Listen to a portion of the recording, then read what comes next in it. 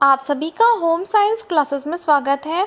आज का भी बहुत ज़्यादा इम्पॉर्टेंट टॉपिक है nutritional assessment methods and tools के बारे में। तो पोषण मूल्यांकन हम कैसे कर सकते हैं, उसके उपकरण कौन कौन से होते हैं, इस वीडियो में हम जानेंगे।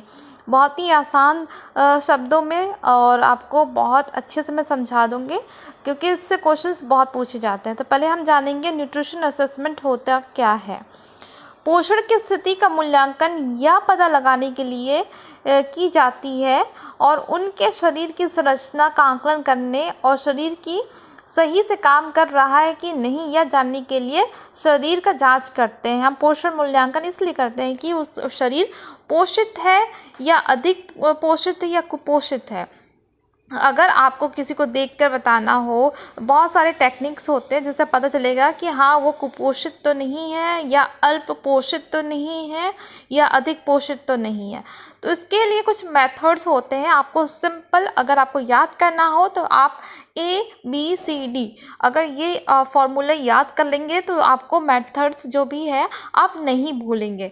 A फॉर क्या होगा, एंथ्रोपोमेट्रिक मेथड्स होगा। B for clinical methods, C for dietary evaluation methods और D क्या होगा, बायोकेमिकल मेथड्स। तो ABCD ये आप हमेशा याद रखिए, जिससे कि आप कभी भी आप ये टेक्निक्स नहीं भूलेंगे। टूल्स एग्जाम में पूछे जाते हैं, आप कभी नहीं भूलेंगे। तो इसमें सबसे पहले बात करेंगे एंथ्रोपोमेट्रिक असेसमेंट।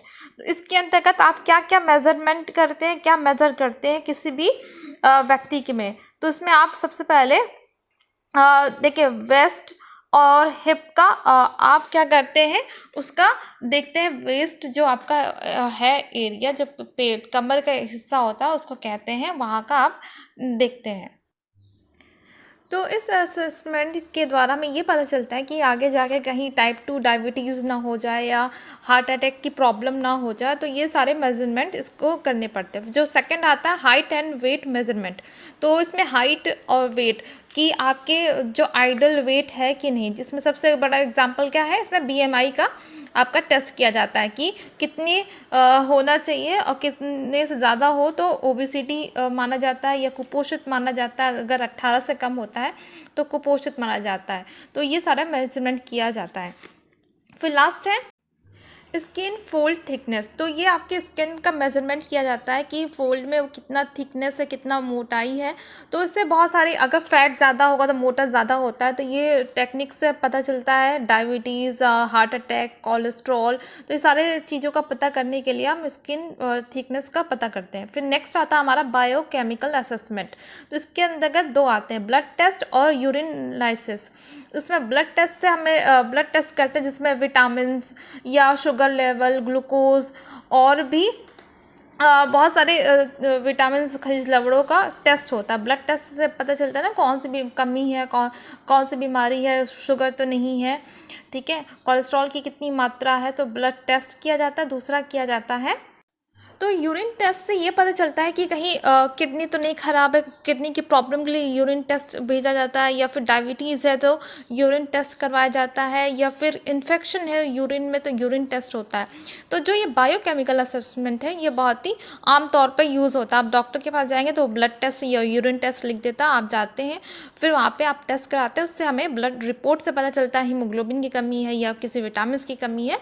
तो ये बहुत ही सिंपल प्रोसेस है। फिर आता हमारा क्लिनिकल असेसमेंट।